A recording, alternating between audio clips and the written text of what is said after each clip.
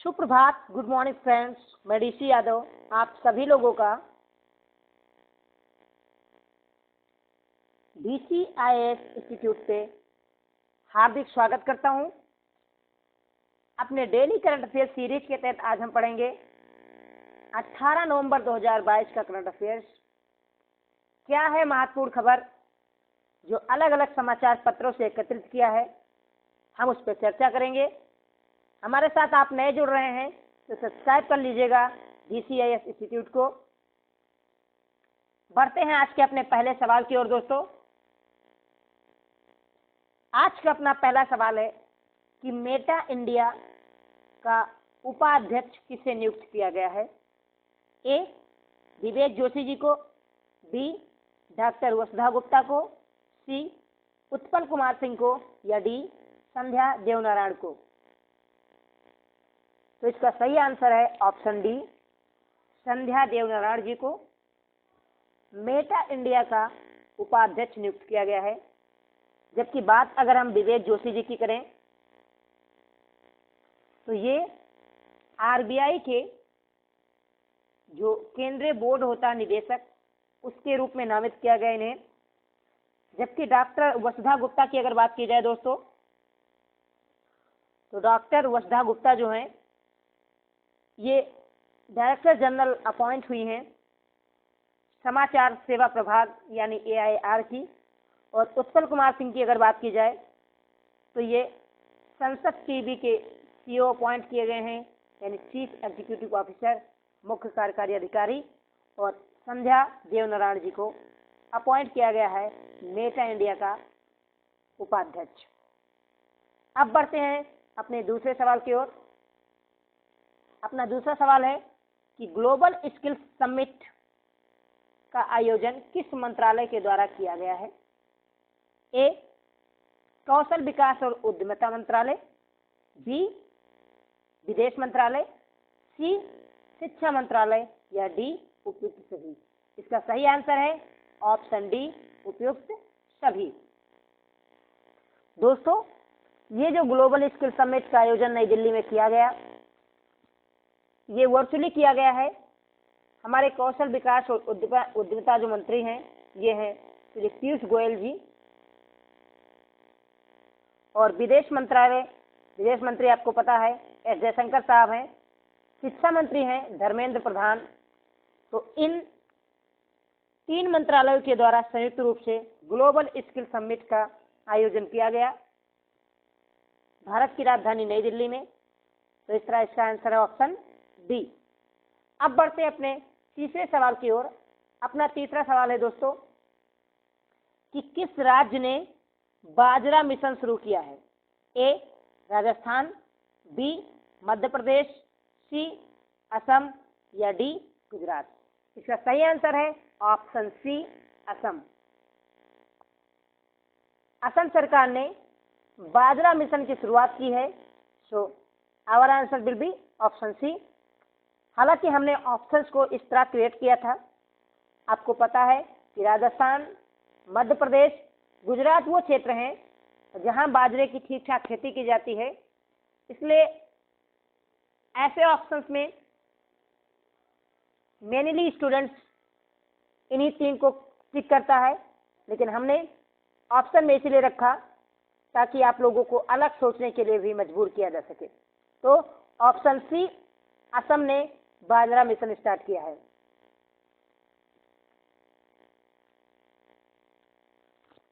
अगला सवाल है दोस्तों कि भारत ने नेट जीरो कार्बन का लक्ष्य रखा है कब तक। 2024 तक, 2025 तक, 2047 तक या 2070 तक। इसका सही आंसर है ऑप्शन डी, 2070 तक भारत ने जीरो कार्बन का टारगेट रखा है। अभी आपको पता है कि COP27 की समिट इजिप्ट में होस्ट हो रही है यानी मिस्र में। तो वहां पे भारत ने इस बात को पुनः दोहराया कि हम अपने नेट जीरो कार्बन टारगेट 1970 को लेके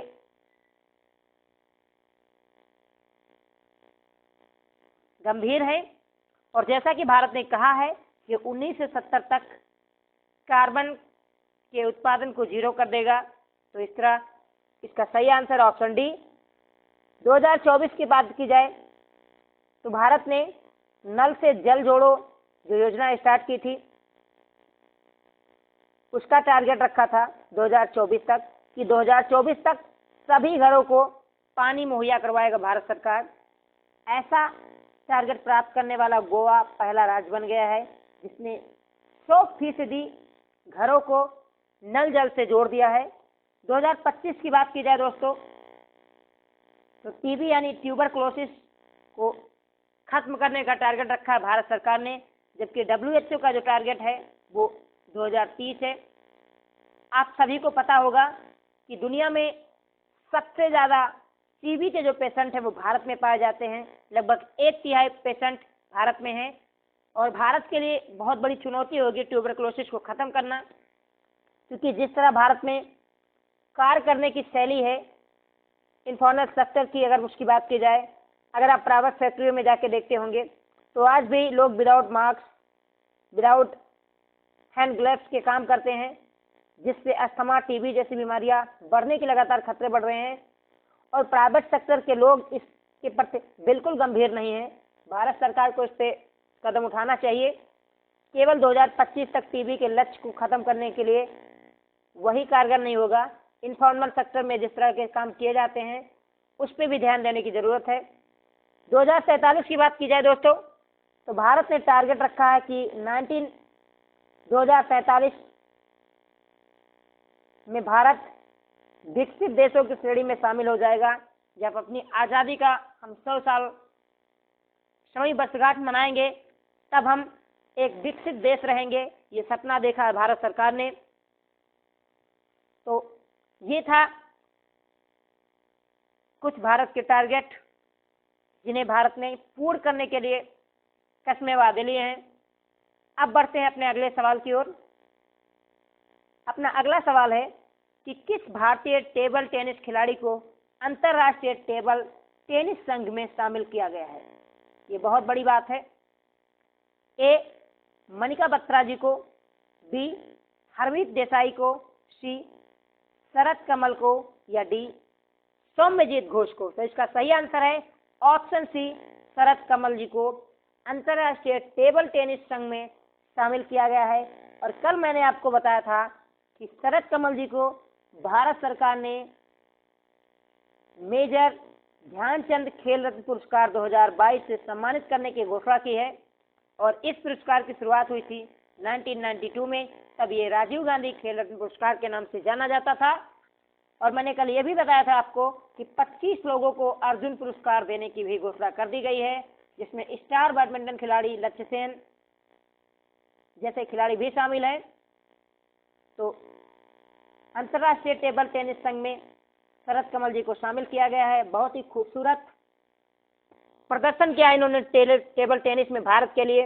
राष्ट्रमंडल खेलों में इन्होंने 7 स्वर्ण पदक जीते थे, जो अपने आप में बहुत बड़ी बात है। अब बढ़ते हैं अपने अगले ओर।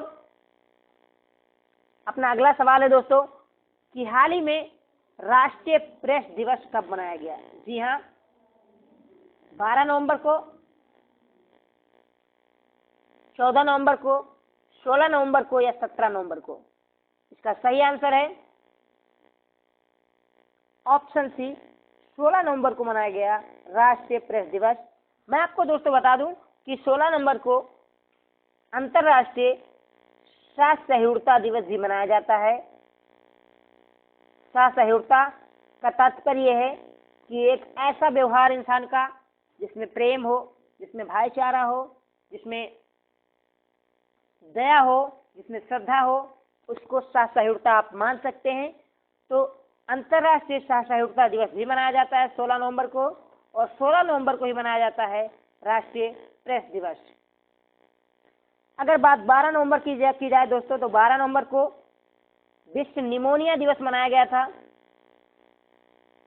निमोनिया दिवस मनाया गया।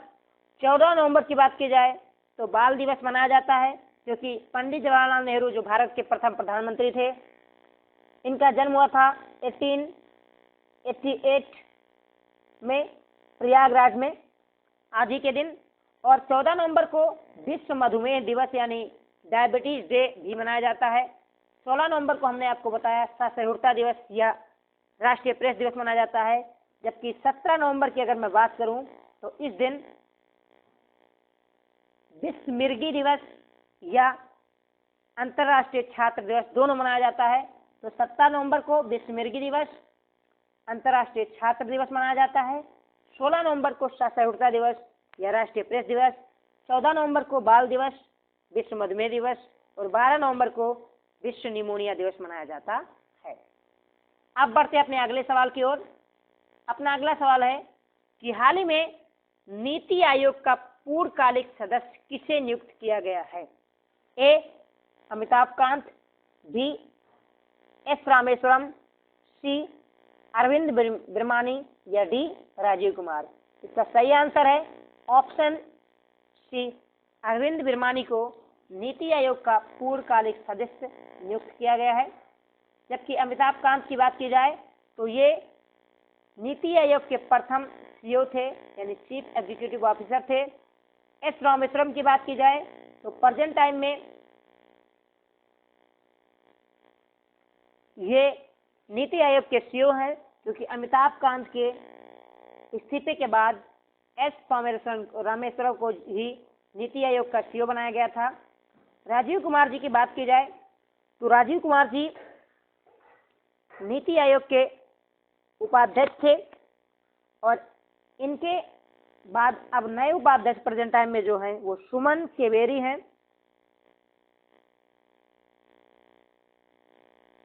सुमन केवेरी ये प्रेजेंट टाइम में नीति आयोग के उपाध्यक्ष हैं।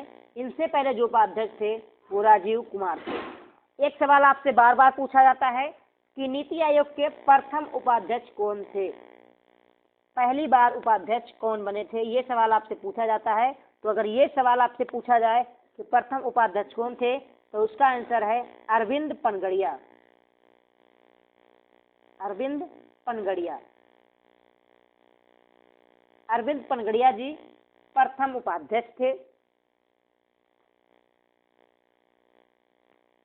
जिन्हें नहीं पता है दोस्तों हम बता दें कि जो नीति आयोग है ये भारत का थिंक टैंक है, यानी भारत के बारे में योजनाओं पर विचार विमर्श करने के लिए बनाया गया था। जो पहले योजना आयोग हुआ करता था जिसकी स्थापना 15 मार्च 1950 को की गई थी, तो 15 मार्च 1950 को स्थापित योजना आयोग का ही उत्तरवर्ती नीति आयोग है।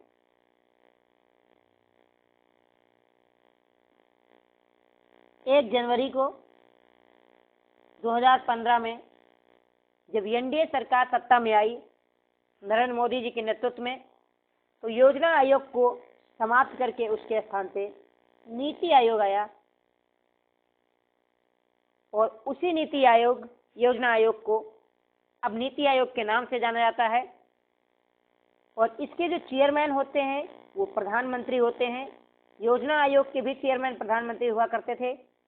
और उपाध्यक्ष मैंने आपको बता दिया कि प्रेजेंट टाइम में जो हैं वो सुमन केवेरी हैं, जबकि सीईओ हैं एस परमेश्वरन।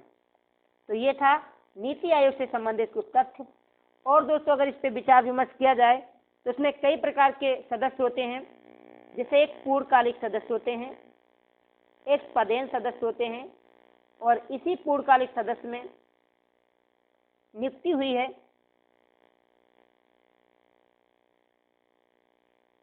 अरविंद बिरमानी जी की। और पदेन सदस्यों की बात की जाए तो इसमें भारत सरकार के कुछ महत्वपूर्ण मंत्रालय आते हैं, इसमें मंत्री आते हैं। जैसे निर्मला सीतारमण जी की बात की जाए जो वित्त मंत्री हैं, ये इसमें आएंगी। जो हमारे रक्षा मंत्री राजनाथ सिंह वो आएंगे पदेन सदस्य में। नरेंद्र सिंह तोमर जो कृषि मंत्री हैं वो पदेन सदस्य में आते हैं। तो ये कुछ पदेन सदन से संबंधित सदस्य होते हैं, जबकि पूर्णकालिक सदस्य मैंने आपको बताया कि इसमें शामिल किए गए हैं। अरविंद विरमानी जी। अब बढ़ते हैं अपने अगले सवाल की ओर। अपना अगला सवाल है दोस्तों कि आरबीआई के केंद्रीय बोर्ड निदेशक के रूप में किसे नामित किया गया है? नॉमिनेट किया गया है उर्जित पटेल जी को, जो आरबीआई के पूर्व गवर्नर थे, आर गांधी को, जो आरबीआई के डिप्टी गवर्नर है प्रेजेंट टाइम में, एमएस विश्वनाथ, या विवेक जोशी। तो इसका सही आंसर है ऑप्शन डी, विवेक जोशी जी को आरबीआई के केंद्रीय बोर्ड निदेशक के रूप में नामित किया गया है। तो आंसर ऑप्शन डी है। आरबीआई के बारे में दोस्तों हम बता दें कि आरबीआई की स्थापना आरबीआई एक्ट के थ्रू की गई थी, जो 1934 में ब्रिटिश सरकार के द्वारा लाया गया था, और इसी एक्ट के तहत आरबीआई की स्थापना 1 अप्रैल 1935 को की गई थी। एक सवाल आपसे पूछा जाता है कि आरबीआई की स्थापना किस आयोग के सिफारिश पे की गई थी? तो उस आयोग का नाम है Hilton young commission. Hilton young commission. मैं आपको दूसरे पेज पे बता देता हूं दोस्तों, हिल्टन यंग कमीशन। इस कमीशन के सिफारिश पे आरबीआई की स्थापना की गई थी। बाकायदा आरबीआई एक्ट लाया था 1934, जिसके तहत 1 अप्रैल 1935 में आरबीआई की स्थापना की गई। और आपको पता होगा दोस्तों कि जो आरबीआई है, इससे संबंधित सवाल कई बार पूछे गए। 2017 का जब मैंने पहली बार यूपीएससी का एग्जाम दिया था, तब ये सवाल सीधा आया था कि इस बोर्ड में कितने सदस्य होते हैं। इसका ऑप्शन 6 था। तब मैंने पहली बार 2017 में आईएएस का एग्जाम दिया था, तो मेरा गलत चला गया था, रॉन्ग आंसर था मेरा। हालांकि उतना नॉलेज नहीं था, पहला अटेम्प्ट था मेरा। तो आरबीआई में आपको पता है इस समय शक्तिकांत दास गवर्नर हैं। ये गवर्नर जो हैं, ये कब से हैं भैया? तो ये 11 सितंबर 2018 से आरबीआई के गवर्नर हैं। इतिहास में एमए हैं, पूर्व आईएएस अधिकारी हैं। और दोस्तों आरबीआई का जो हेडक्वार्टर है वो मुंबई में है, लेकिन मैं आपको बता दूं कि शुरुआत में आरबीआई का जो हेडक्वार्टर था ये कोलकाता में था। उस समय ये कोलकाता में था। बाद में 1937 में इसका हेडक्वार्टर बदल के मुंबई किया गया। तो ये आपसे सवाल बन सकता है कि आरबीआई का पहले हेडक्वार्टर कहाँ था? कलकत्ता में था, प्रेजेंट टाइम में मुंबई में है। कब शिफ्ट किया गया? 1937 में। तो ये थे कुछ आरबीआई से संबंधित तथ्य। आशा करता हूँ आप लोगों को अच्छा लगा होगा। अब बढ़ते हैं अपने अगले सवाल की ओर। अगला सवाल है कि काशी तमिल संगम का आयोजन कहाँ हुआ?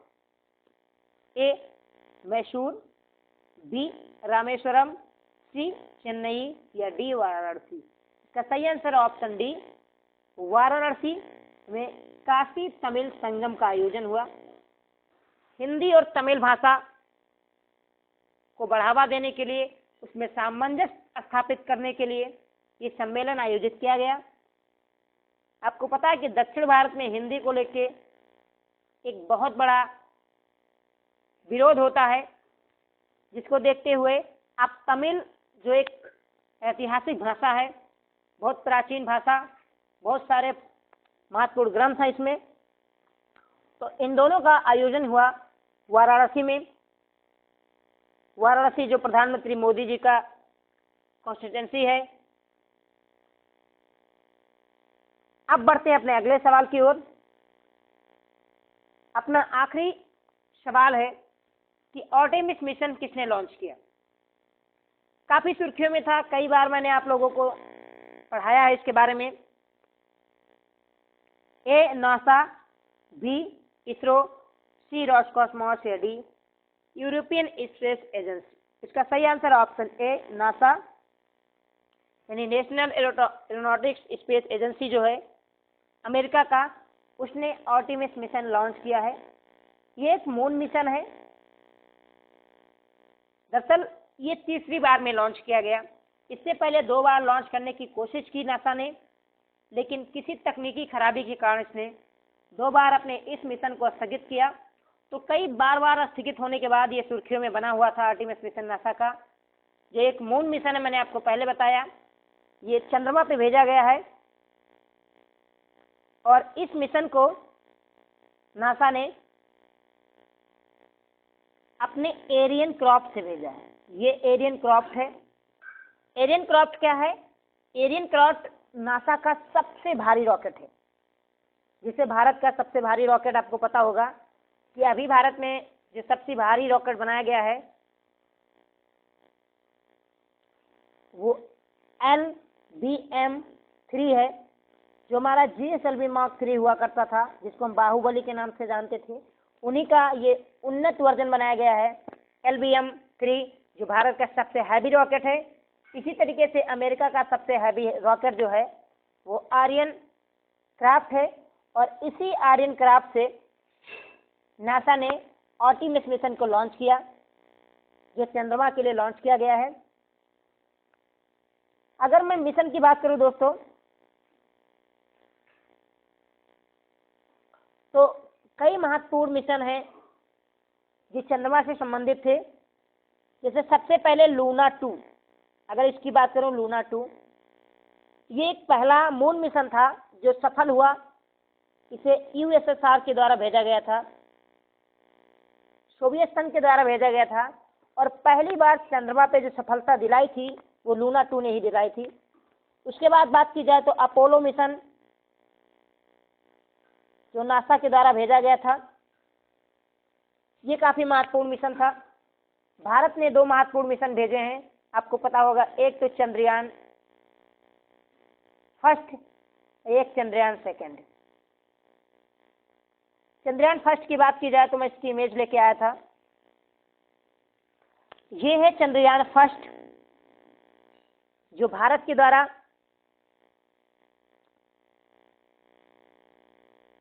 22 अक्टूबर 2008 को भेजा गया, और ये हमारा चंद्रयान फर्स्ट 8 नवंबर 2008 को मून की कक्षा में स्थापित हो गया था। और अगर आपसे पूछा जाए कि चंद्रयान फर्स्ट को इसरो ने किस लॉन्च व्हीकल से भेजा था, तो PSLV का जो एक्सेल वर्जन था C11 से भेजा था। PSLV के एक्सेल वर्जन C11 से हमने चंद्रयान फर्स्ट को 22 अक्टूबर 2008 को लॉन्च किया था। और ये हमारा चंद्रयान फर्स्ट, इसकी बहुत बड़ी उपलब्धि ये रही कि इसी ने बताया था कि चांद पे पानी है, यानी बर्फ की पुष्टि की थी। और ये हमारा मिशन 28 अगस्त 2009 को काम करना बंद कर दिया था। उसके बाद तत्पश्चात भारत ने, इसरो ने चंद्रयान 2 लॉन्च किया था। ये लॉन्च किया था हमने 22 जुलाई 2019 को। और सबसे बड़ी खासियत ये थी कि इस मिशन के तहत हम लैंडिंग करने वाले थे चांद पे, लेकिन दुर्भाग्यवश हम सॉफ्ट लैंडिंग नहीं कर सके, क्योंकि जो हमारा लैंडर था विक्रम, हमने चंद्रयान 2 के साथ एक लैंडर भेजा था जिसका नाम था विक्रम। ये विक्रम साराभाई जी के नाम पे था, जो इसरो के संस्थापक थे। और एक था रोवर जिसका नाम प्रज्ञान था। तो जो लैंडर हमारा विक्रम था, ये सॉफ्ट लैंडिंग ना कर सका, लेकिन इसके बावजूद चंद्रयान 2 हमारा विफल नहीं हुआ है। आज भी हमारा सैटेलाइट चांद की कक्षा में परिक्रमा कर रहा है, और बहुत सारे फोटोज, इमेजेज, उससे संबंधित जानकारियां इसरो को भेज रहा है। तो हम भले ही चांद के दक्षिणी ध्रुव पे उतरने की कोशिश कर रहे थे चंद्रयान 2 के मिशन के द्वारा, हम उसमें सफल नहीं हुए, लेकिन आज भी हमारा चंद्रयान चंद्रमा की कक्षा में चक्कर लगा रहा है। और अगर आपसे सवाल पूछा जाए कि चंद्रयान 2 को हमने किस लॉन्च व्हीकल से भेजा था, तो इसका सही आंसर है GSLV Mark 3। क्योंकि जब भी GSLV मार्क 3 का नाम आता है तो गर्व के साथ सीना चौड़ा हो जाता है, क्योंकि भारत का सबसे हैवी लॉन्च व्हीकल था। अब भी इसका उन्नत वर्जन आ चुका है, हमने आपको बताया, अभी मैंने आपको बताया। इसके उन्नत वर्जन का नाम है LBM-3। इसको हम बाहुबली के नाम से जानते थे। तो इस रॉकेट से हमने चंद्रयान 2 को लॉन्च किया था। और हाल ही में इसरो का एक महत्वपूर्ण मिशन मंगलयान, जो मंगल मिशन हमने भेजा था, वो समाप्त हो गया। इसके पीछे इसरो ने बताया कि ईंधन खत्म होने की वजह से